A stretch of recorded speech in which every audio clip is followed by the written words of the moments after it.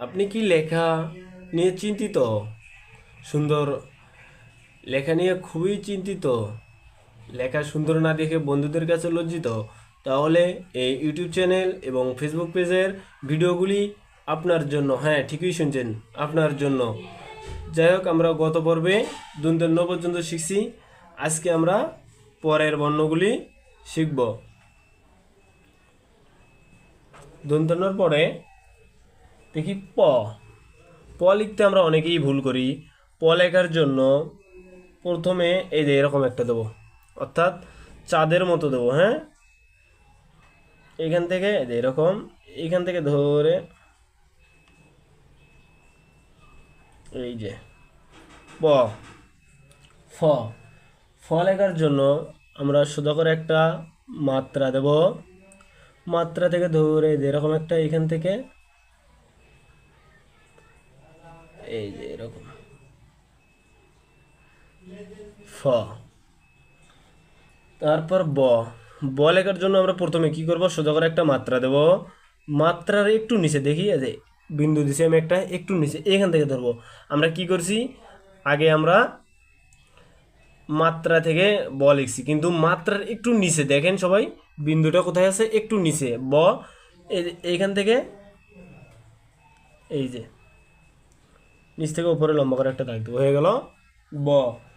আপনি যদি আমার এই নিয়মগুলো ফলো করেন তাহলে অবশ্যই আপনার লেখা সুন্দর হবে। আপনি পারবেন না কেন? ভ। ভ লেখার জন্য প্রথমে সোজা করে একটা মাত্রা দেব। মাত্রা থেকে ধরে এই যে এরকম, এইখান থেকে ধরে রাউন্ড করে আমরা বাম পাশে চলে আসবো, হয়ে যাবে ভ। তারপর দেখি ম। ম লেখার জন্য আমরা সোজা করে একটা মাত্রা দেব। মাত্রা থেকে এই যে আমরা যেভাবে এক লিখি, অর্থাৎ একটা মাত্রা দিয়ে আমরা একের মতো লিখব। এইখান থেকে ধরে এই যে এরকম। কত সহজ না? কিন্তু আমাদের মধ্যে কোনো চেষ্টা নেই, আগ্রহ নেই, যার কারণে আমাদের লেখা আমরা এখনো শিখতে পারি না। সোজা করে একটা মাত্রা দেবো, অর্থাৎ আমরা এখন লিখবো অন্তুস্ত জ। সোজা করে একটা মাত্রা দেবো।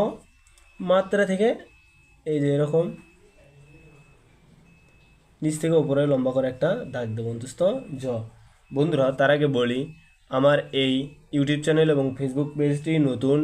আপনারা কে কোথায় থেকে ভিডিওটি দেখছেন অবশ্যই কমেন্ট করে জানাবেন। তারপর ল।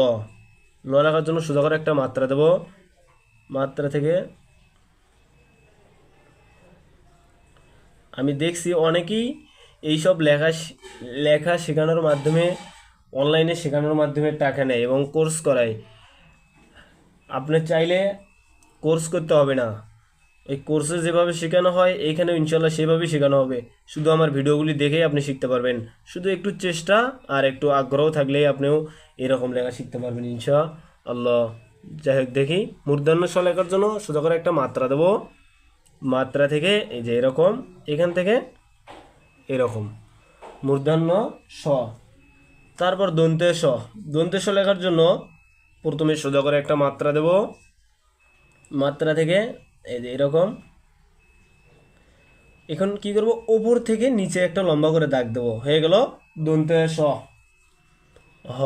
হ লেখার জন্য প্রথমে সোজা করে একটা মাত্রা দেব। মাত্রা থেকে দেখি এই যে এরকম একটা গোল দেব। এইখান থেকে ঘুরে রাউন্ড করে বাম সাইডে যাব। বাম পাশ থেকে এই যে সোজা করে নিচে আসবো, হ। তারপর ড বিন্দু র, আমরা অনেকেই বলি ডাই বিন্দু র, এটার নাম মূলত ড বিন্দু র। দেখি প্রথমে এই যে এরকম, এইখান থেকে ঘুরে এই যে একটা বিন্দু দেবো, হয়ে গেল ড বিন্দু র। তারপর দেখি ঢ বিন্দু র, অনেকে আমরা ঢাই বিন্দু র বলি। যাই হোক, এটা সঠিক উচ্চারণ ড বিন্দু র। এই যে ঢ বিন্দু র। অন্তুস্ত অ,